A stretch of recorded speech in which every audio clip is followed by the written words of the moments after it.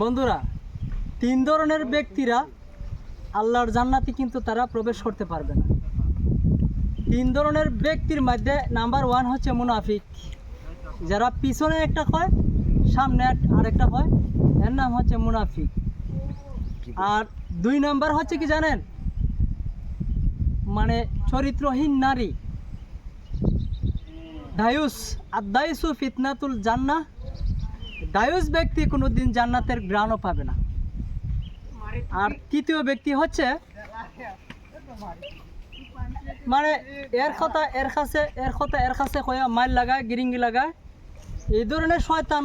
3 ধরনের ব্যক্তি আল্লাহর জান্নাতে ভুলেও যেতে পারবে না। এই 3 ব্যক্তি থেকে সাবধান থাকবেন।